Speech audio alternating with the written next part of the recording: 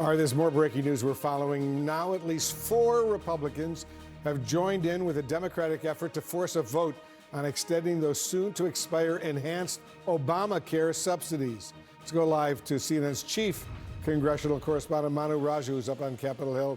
This is a big rebuke of the House Speaker, Mike Johnson. What else can you tell us?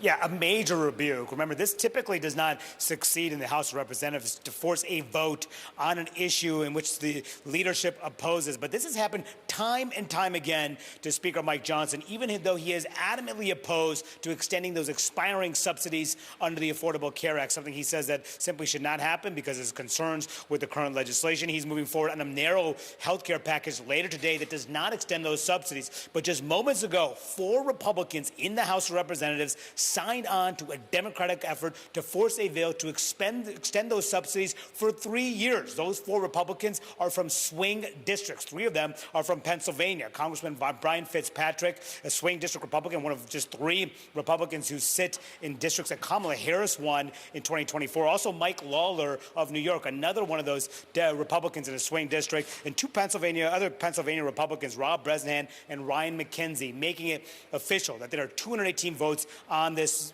signature, on this petition, which means that this bill will come to the floor probably in January, which will still be after those subsidies expire. It would still have to pass the United States Senate, but also this very significant rebuke of the Speaker of the House. I caught up with some of those members who are very frustrated at the opposition of the leader, of the Speaker, including Congressman Mike Lawler, who didn't mince words about the Speaker's handling of this issue. So where does that leave you? I am pissed for the American people. This is absolute bullshit, and it's absurd that we are in a body with 435 members. Everybody has a responsibility to serve their district, to serve their constituents. What do you say, though, to the Speaker who's not going to give you a vote on this ACA extension? That's a failure of leadership. I mean, we have, members on both sides who believe this is an urgent issue, and it is for all of our members in terms of what their constituents are going to have to deal with in the start of the new year. So what's wrong with having a vote? And that last comment came from Congressman Kevin Kiley, who also represents a swing district in California. He has not yet signed on to the effort to force a vote, but you can expect him and others to likely vote yes when this measure comes to the floor in mid-January, meaning it could pass by more than a majority. We'll see how comfortable a majority it passes in the United States House. But ultimately, Wolf, the question will be what the Senate will decide to do. This will pass the House probably in January, and then in the United States Senate, where they've already voted, the Republicans have already voted to block the Democratic effort to extend those subsidies for 3 years. Will it pressure any Republicans to change ranks? There are ongoing bipartisan negotiations to try to deal with this issue in the United States Senate, but no doubt about it, a sign of the growing angst and pressure from the rank and file, particularly swing district members, at this key moment for the Speaker ahead of the midterms next year. All right, Manu Raju up on Capitol Hill. Thank you very much for that update. Got to ask you a quick question about the breaking news we're following. At least 4 Republicans, your colleagues, just broke ranks to sign House Minority Leader Hakeem Jeffries' so-called discharge petition, forcing an actual vote on the House floor on an extension of the Affordable Care Act subsidies. What do you make of that? Well, I think these are obviously Republicans who are in swing districts that may be threatened in the midterm election, and there are apparently a sufficient number of signatories to the discharge petition to allow it to come to the floor. In fact, it must come to the floor. I would assume after the holiday season in January. My prediction is with a sufficient number of Republicans signing on to this, that it would pass the House. I don't think the fate in the Senate will be very good, however. I don't think the Senate would pass it. How about you? Are you going to vote for it?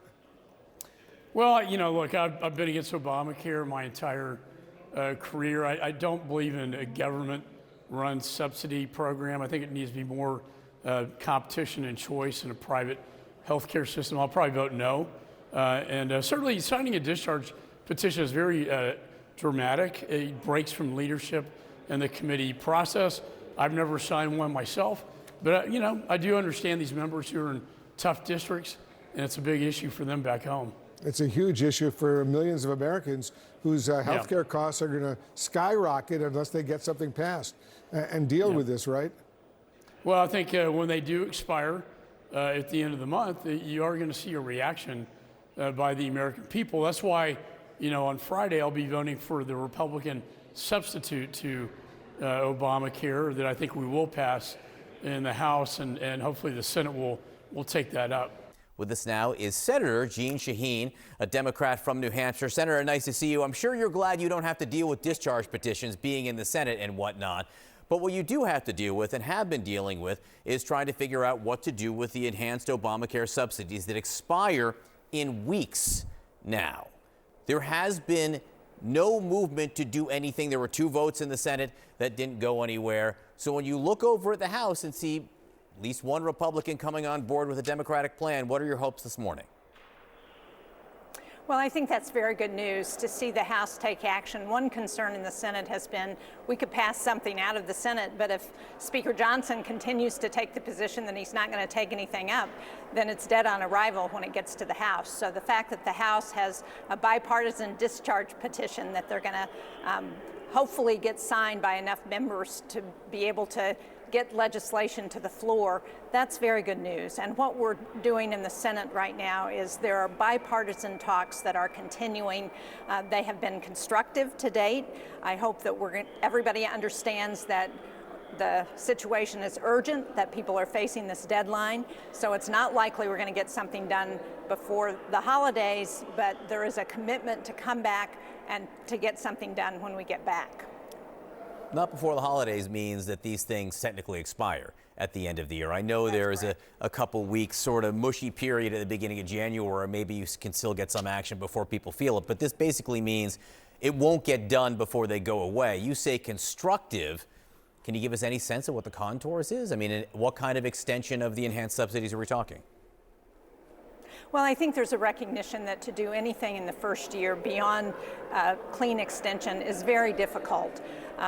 But to think about that in the first year and in the second year to do a number of things that will help address the cost of health care, because in addition to helping people with the cost of premiums, we really need to look at the ongoing increasing costs of health care and what we can do to help address that. There are a number of bipartisan proposals that have been through both houses, actually, and they have not been taken up and signed into law. I think a number of those would help address the costs of prescription drugs, for example. Doing something about pharmacy benefit managers would do that. I think looking at how we can provide savings to people without having the insurance companies take a cut out of that is important. So there's lots of work that needs to be done, and I'm hopeful that there seems to be much more of a bipartisan commitment to address that.